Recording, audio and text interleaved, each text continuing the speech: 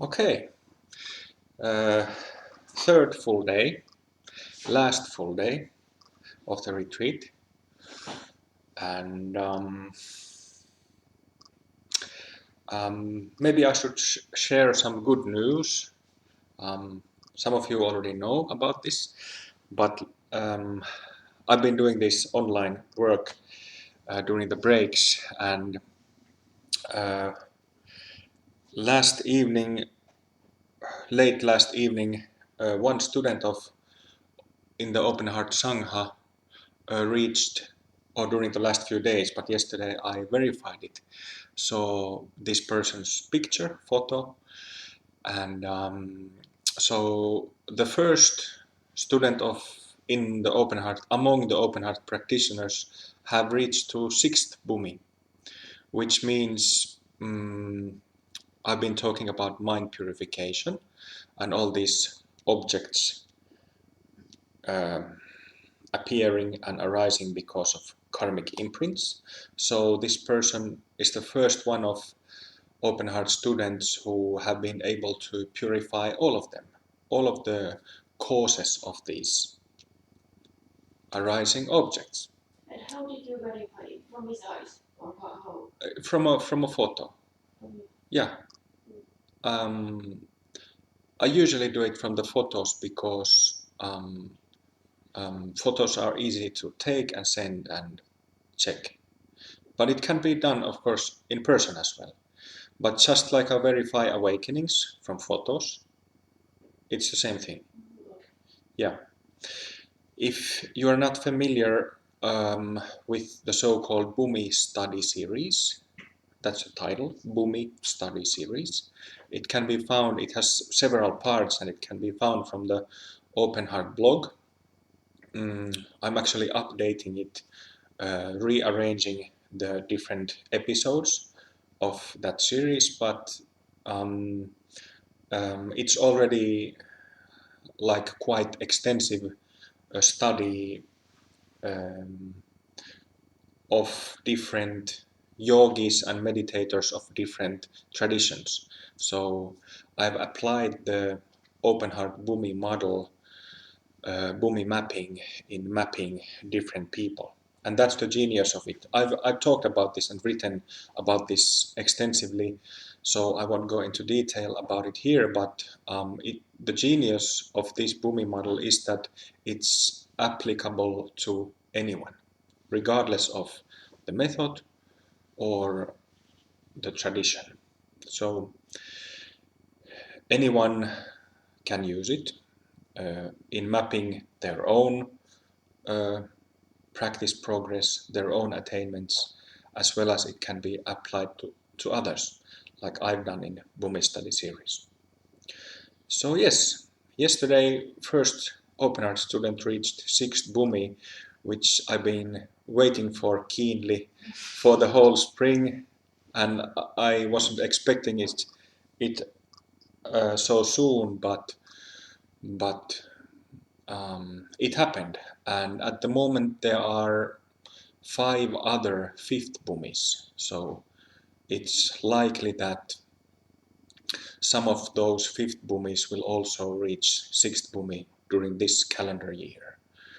Um, I think that next year, in this time, all of those five will be sixth Bhumis.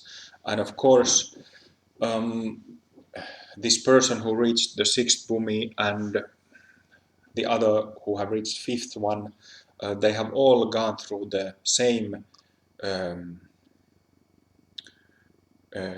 previous Bhumis, meaning the first one, awakening through awakening the subject self, and then uh, starting or continuing tantric practice in the open heart. It's Tibetan heart yoga for mind purification, which directly relates to these Bhumis between second and sixth. But I've written about this extensively, so the information is out there already if you want to check it out or haven't yet. Another good news was that A third case of awakening, I verified it yesterday also. There was this American guy who was supposed to um, take guidance to awakening, the dialogue with me. But as he was preparing for the guidance, he already woke up. So that was the other good news. He was the third case of people who were going to take the guidance, the dialogue, but got awake while preparing, just by reading the free ebook, Awake ebook, Hereillä, e-kirja suomeksi, and trying the so-called two-part formula, two-step formula on his own. So he was, or is, the third similar case, coming to awakening with the formula without guidance. And in total, he was the 63rd case of awakened people in total using this formula.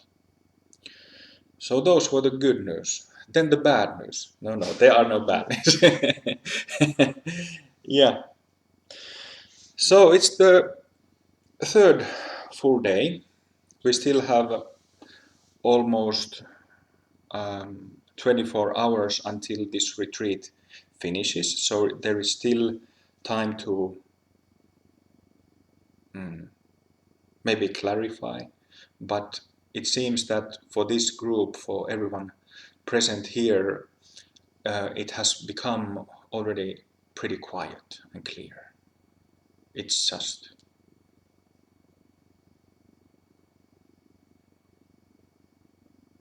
easy to rest and be aware. There's no bzzz stuff flying around.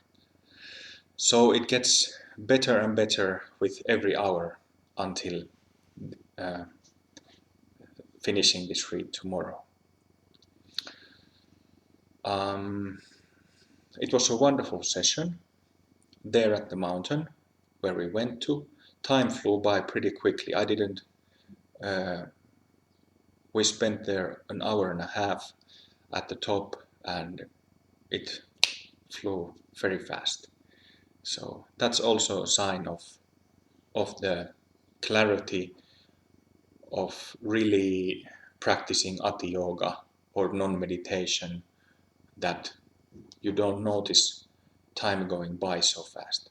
And what is also wonderful when meditating in nature is the softness, like the natural softness or natural liveliness that the surrounding nature brings, right? Of course, the natural aliveness or liveliness is part of our hearts and part of our awareness, or awareness connected with the heart together. But it's often you have to. I've been talking about this embodiment, that atiyoga, as you first practice it, connected with the primary sense organ, at some point it automatically connects with the heart. So it starts to become embodied through the heart and then the rest of the body. But in the nature, in the physical nature, it happens more easily. It kind of snaps on automatically. Did you notice this? Yeah. It's automatically kind of soft and very lively. And next year in 2017, I think in July we will have again a similar retreat, emphasizing the practice of atiyoga, Dzogchen, and together with tantric yoga and Rushen, physical Rushen, in Norway, so in the mountains there in northern Norway. And as we have planned with Carl, or we're kind of sketching it, it will probably be 7 days long. So longer than this one, which is 4 days. So maybe we'll see you there next summer, probably in July. In my 2 previous talks during this retreat, I've been talking about awakening and mind purification. And also the practice of atiyoga in connection with different senses, the primary sense, secondary sense, and the third most important sense, which is the skin. Also, we've been looking at this awakening, the occurrence of awakening and the progress or process of mind purification in terms of localization, localized, or without localization, right? We've been talking about these mind beings that Machik called demons in relation to this natural expanse, open awareness, knowing awareness, which, by the way, in Tibetan is Rigpa. Rigpa. I forgot to, yesterday I was reading Longchenpa's Natural Perfection, and there was mentioned this Tibetan word Rigpa, which means the knowing.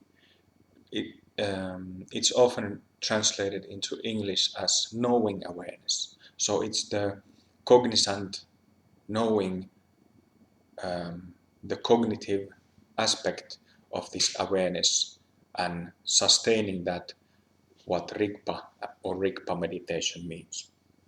That's the same thing as Ati Yoga, Ati meditation. What else? Yeah, and then we were talking about object vipassana, clearly seeing any arising object, whether it's like a thought or an emotion or some sensation that you can't really put a finger on it, whether it's a thought or an emotion or what it is, like this energetic sensation, or even physical sensations like exhaustion, the tiredness, or pain, aches. So these are the topics we've been talking about. So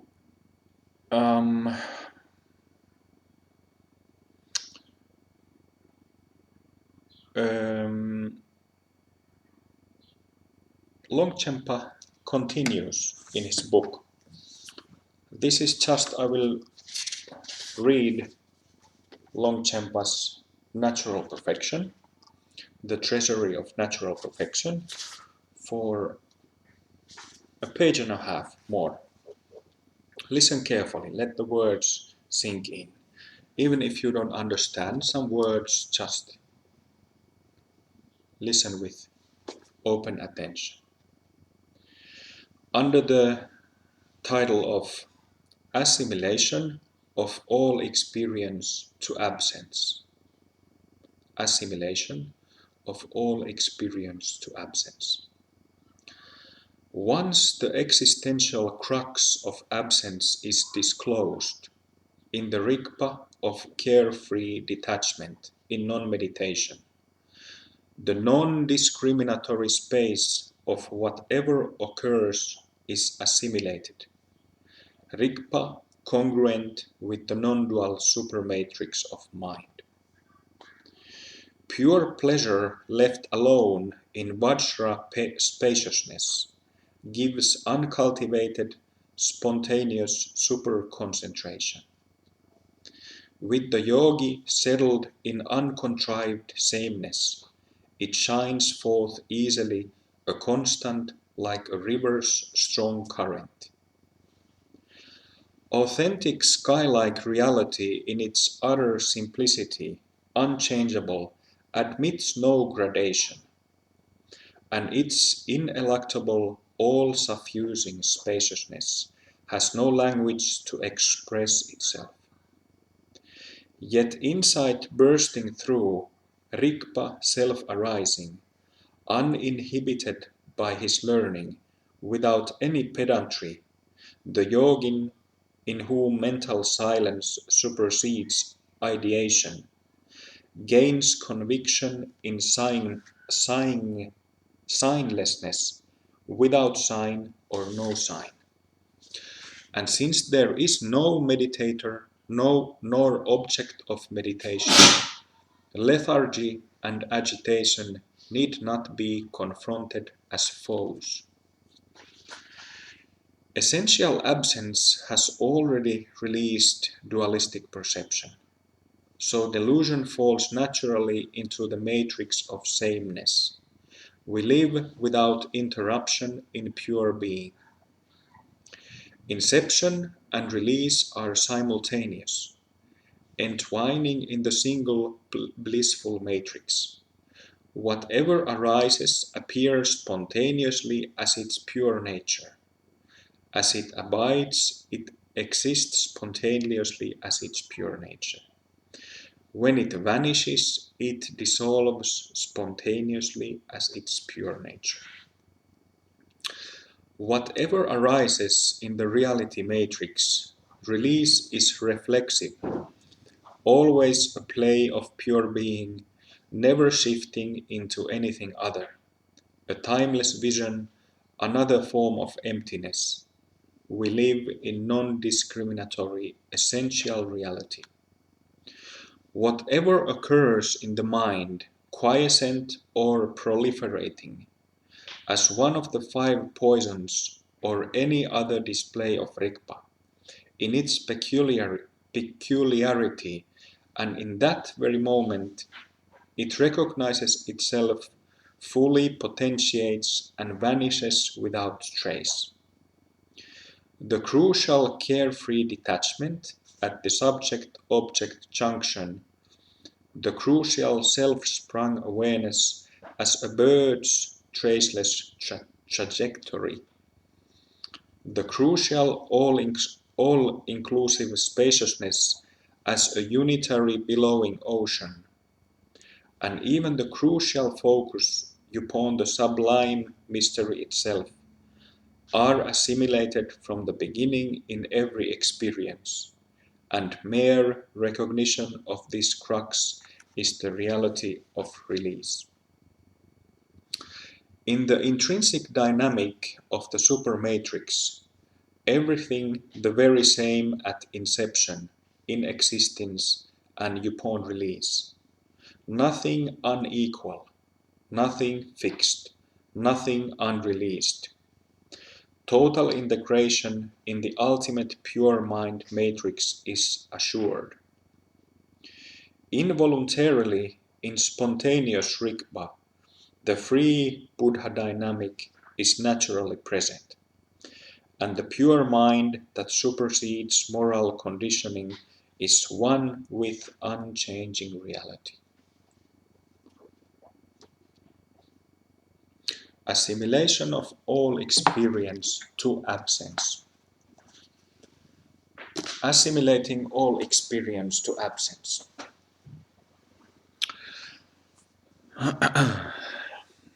All experience, all kinds of experiences, whatever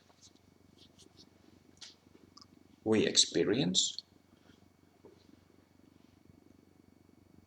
it happens within ourselves, in our minds, right?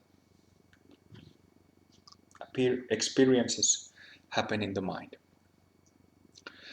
So whatever experiences, assimilate them to absence, to this selfless, empty, open, self-aware mind space. And like I was saying before, these experiences can be of any type, of any sort: physical, mental, emotional, gross or subtle.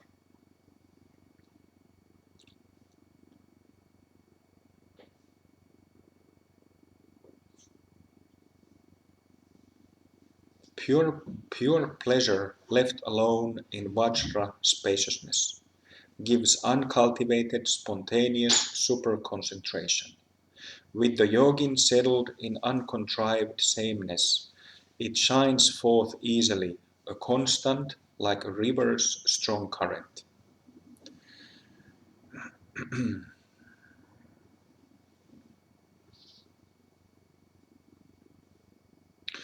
I was thinking of as the last two speeches, I was talking about awakening and mind purification, and now, as the mentioned student reached the sixth bhumi, I think it's time to talk about the further progress after the sixth bhumi. Uh, in the open heart bhumi model, or the stages of spiritual attainment according to the open heart method, after awakening and mind purification, there are the so-called bodhisattva stages and mahasiddha stages. Bodhisattva stages um, refer to bhumis number 7, 8, 9, and 10. And then the mahasiddha bhumis, mahasiddha stages, which mahasiddha is another term to call Buddhas, fully enlightened beings. There are three stages for them, three bhumis for them, 11, 12, and 13. So, what I know about this and how I've experienced this now, myself being on the eighth bhumi, going ninth later this year.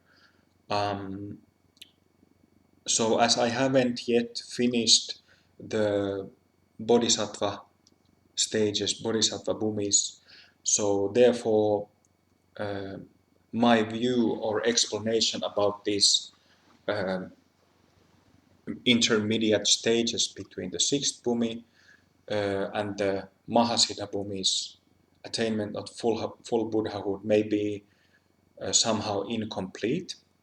So keep that in mind. Maybe I have to totally take my words back later, but I'll take the risk anyway. So as long as I know, in the Orthodox Dzogchen tradition, perhaps also in Tibetan Buddhism in general, they talk about these subtle hindrances that bodhisattvas um, still have. Subtle hindrances. So at sixth bhumi, what it actually means, energy-wise, what happens in the mind is that you no longer have personal investment uh, in the energy system inside your physical body. This means the centers above the torso and the head, in the torso and the head, and also in all four limbs. And I suppose that, or I can draw the conclusion that when this first open heart student, when she reached sixth bhumi, it happened so fast in the time period of 2 years and 10 months, because we do this practice in the limbs, Tibetan Heart Yoga level 4, which significantly speeds up,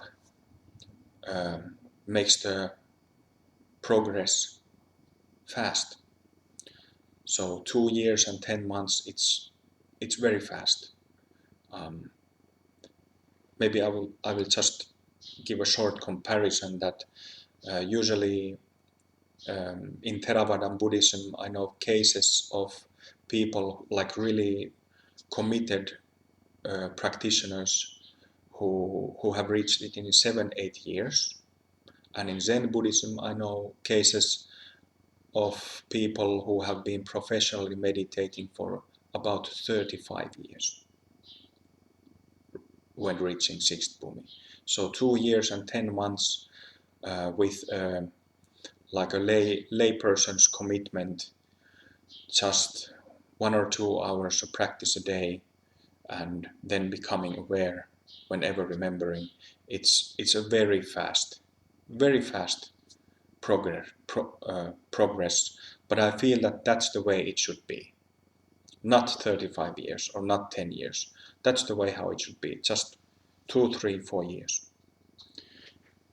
And I'm saying this with all respect and love to practitioners of all traditions.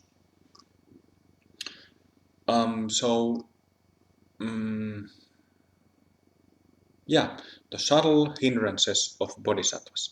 So after sixth bhumi, after one has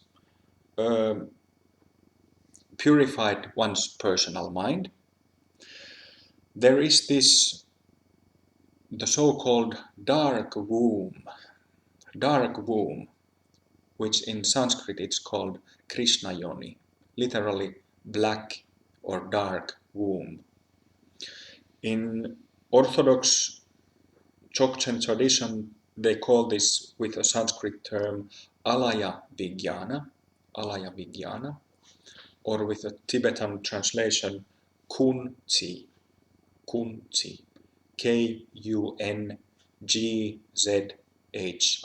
kunchi.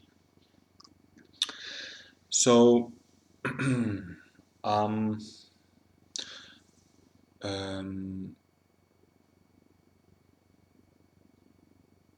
for those who follow the open heart way, the open heart method, Maciej Labdron has given these specific tantric practices and empowerments for students who get to the sixth bhumi, so that they can also, so that they don't get stuck into this dark womb or black womb, because many practitioners from several different kinds of long um, aged traditions do get stuck to these subtle hindrances. So in our tradition, in our method, there are very specific empowerments, tantric practices for these 7, 8, 9, and 10 bhumis to get through them. And it was in summer of 2014 when I myself hit the sixth bhumi in early July 2014, and it took me a while to. It changed. The shift there was significant because all the stuff from my own personal subconscious mind stopped completely. So it's like what you glimpse in awakening, like for a day or two or a week, if you're lucky. It's that perfectly continuous, open,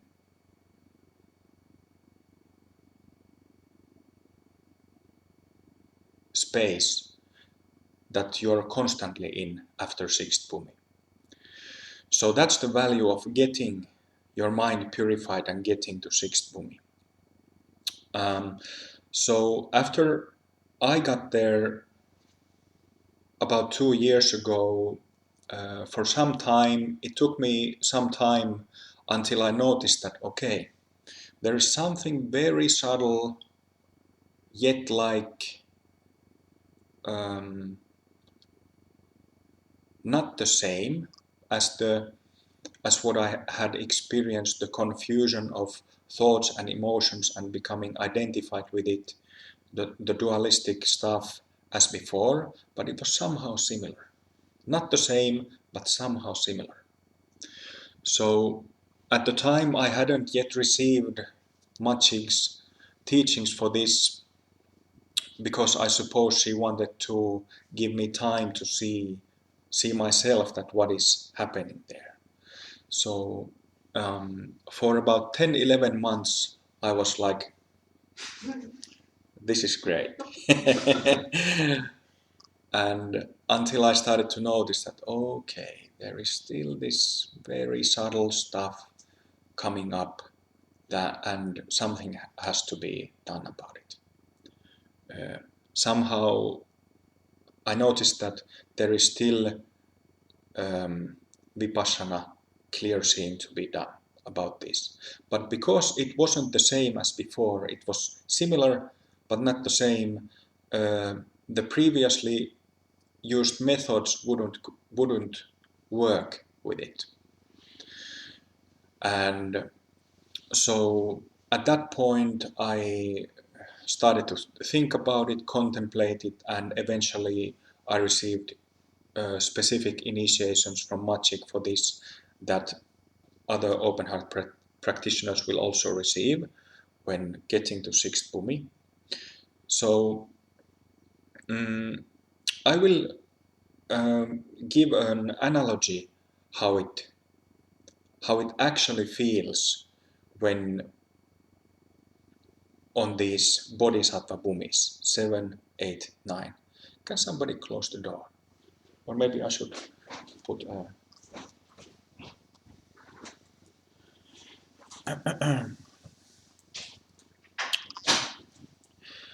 so when before it experientially felt that when there was any kind of dualistic mind content, like strong emotion, for example, it arose in this inside the physical body space. It rose up, and there was identification with it, and then action being identified with this dualistic content.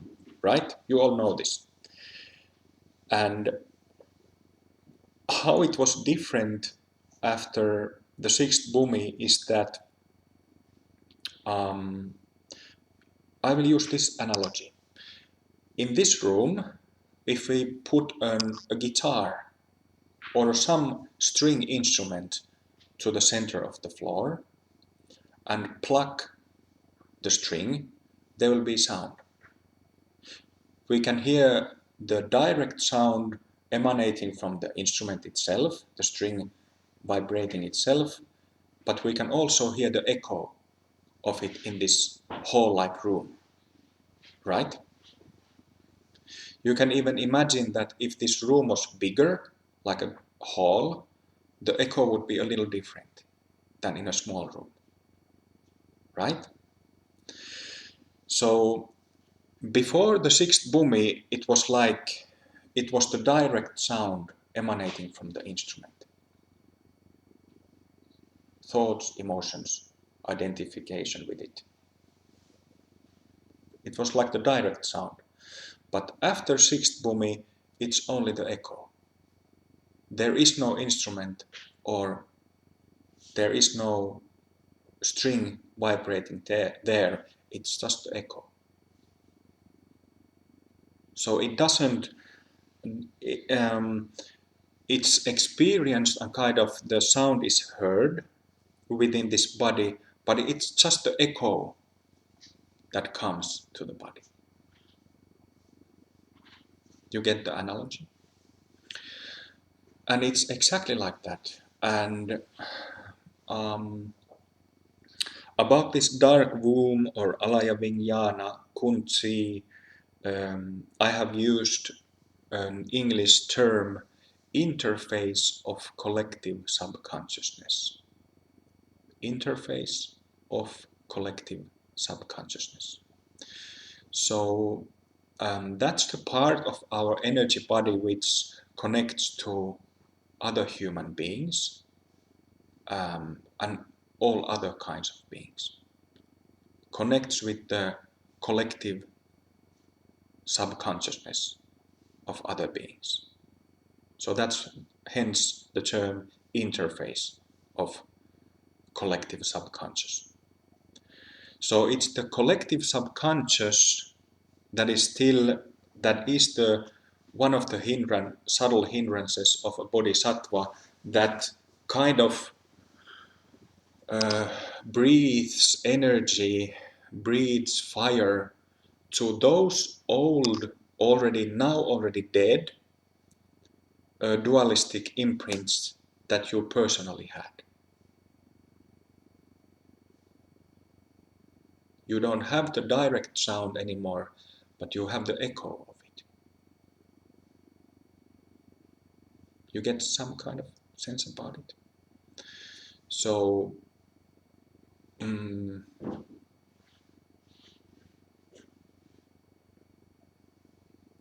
let me think if I can explain it in any other way.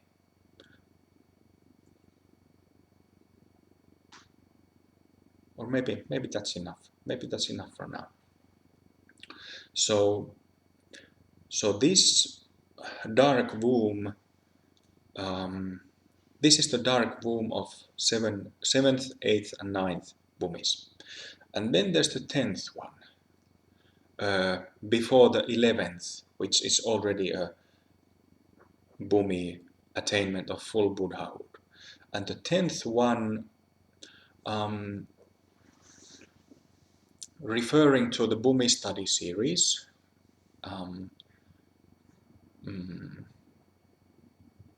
there has been in the Tibetan Buddhist Vajrayana tradition, there has been, like, it's not that rare in that tradition for lamas, gurus to reach ninth or 10th bhumi. It's not that uncommon. It's I was referring to Theravada Buddhist tradition and Zen Buddhist traditions. In Zen and Theravada, I haven't seen teachers who have been beyond 6th or 7th. So they always get stuck to this dark womb, unfortunately. So, but in Tibetan Buddhism, in Vajrayana, there are some who get to 9th or 10th, and then there are few, like counted with one hand's fingers, who get to the Mahasiddha bhumis. So the 10th bhumi, it deals with like our identification as a human being, having an instinct of procreation, which is different than sexual desire. It's not like the rough sexual desire. It's more like a base instinct of that desire, which is an instinct to procreate, to keep the species going, species of human beings. So that's there, and then the gender identification, gender as a man, male, or woman, female.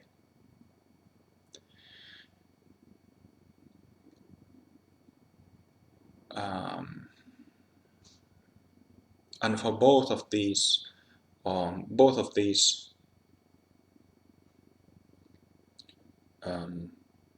things, there are separate deities passed to myself by Magic Lapland. And yeah, so it's isn't it like actually a logical thought to think that we also have to overcome or see through our identification as a human being who has a gender and who has this instinct to procreate, right? I remember or I don't remember actually, it's exactly, but Shakyamuni Buddha, he was asked something like, are you a god, are you a saint, are you a demon, or what are you? And he said that, no, I'm none of those. I'm awake. I am Buddha. Buddha means enlightened, awakened, right? Like fully enlightened.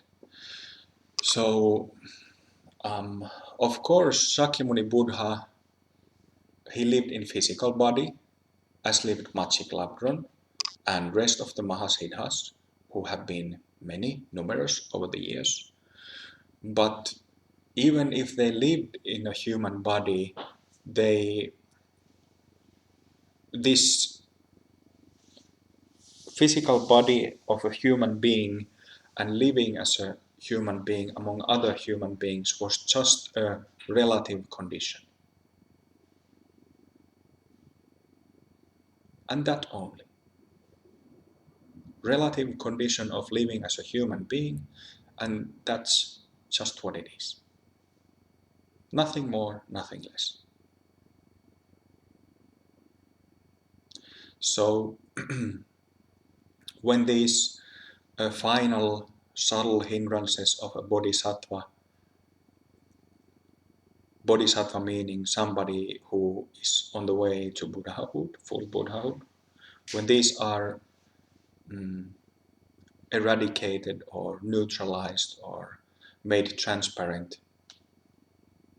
ta-da, then one reaches Buddhahood, Mahasiddha Bhumis, 11th Bhumi.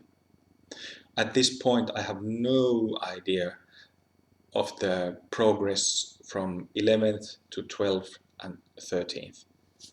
No idea. But maybe in 10 years, after 10 years' time, I can say something about that as well. So, assimilation of all experience to absence. All experience to absence. Not only the direct sound emanating from the guitar, but also the echo. All experience. Because that's also experience, to have that echo there. Something that is not yet clearly seen through. Where the investigative eye, meaning vipassana, hasn't yet reached or penetrated.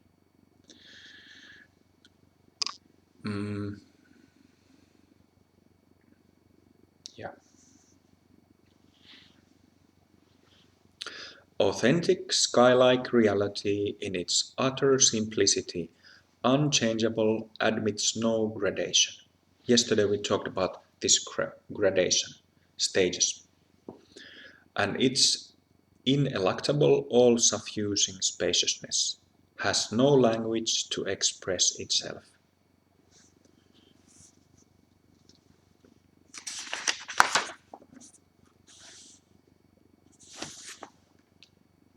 Since there is no meditator nor object of meditation, lethargy and agitation need not be confronted as foes. Lethargy, meaning laziness, like inertness. Is it the same? Inertness. Similar. Yeah.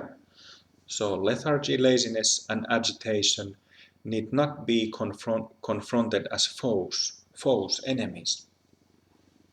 So again, Longchenpa is referring to dualism. No meditator nor object of meditation. So, and this is just speculation. Like I already said, I have no idea how it actually feels for a Buddha.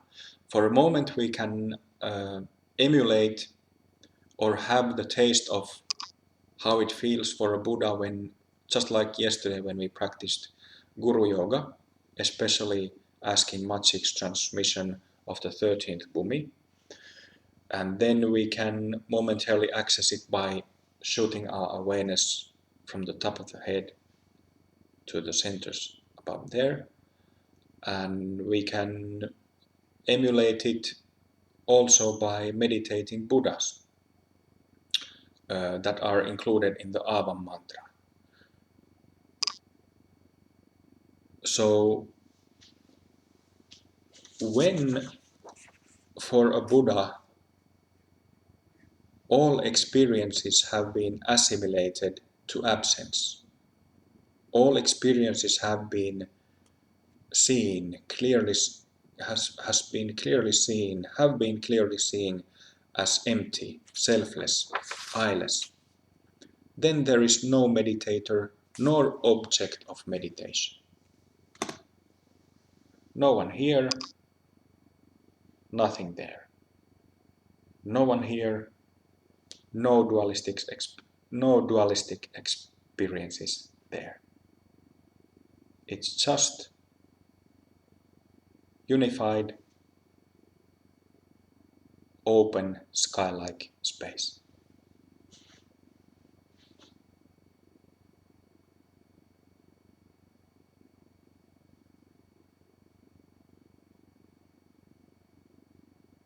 And then lethargy and agitation, referring to any type of experience, are not confronted anymore because there's nothing to confront. There's no subject, there's no object. It's just open awareness.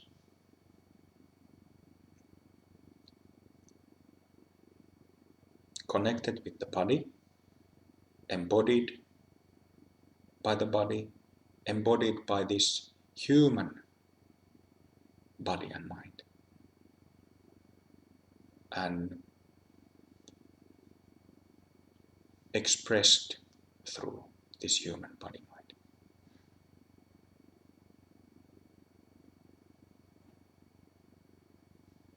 Just awake awareness, expressed, embodied with this body mind of ours. So that is Buddhahood.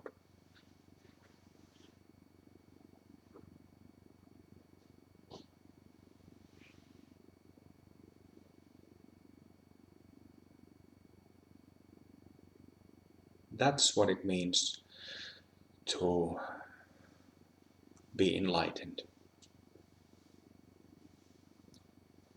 Maybe with this attainment, high attainment, usually yogis, adepts get some powers, like siddhis, like supernormal powers of some kind, but that's like a side mention, like a side dish of it. Maybe one learns to heal, give instant healing, or um, clairvoyant, clairsentient abilities, uh, things like that. Seeing and perceiving things that a normal, common human being cannot do. So often masters, mahasiddhas have these abilities to various degrees. Even having the ability to manipulate matter, physical matter. But there are also ways to generate these supernormal powers, siddhis, without being non-dualistically awakened or enlightened. So it's possible. And there are sects in Hindu asceticism, I think maybe in other, maybe among ascetics of other religions, but they really invest time and energy to that stuff while being dualistically totally confused.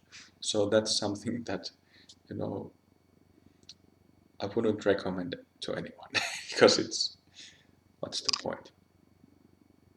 Except the ego trip, right? Ego fixation. The devil of ego fixation, as Magic said it.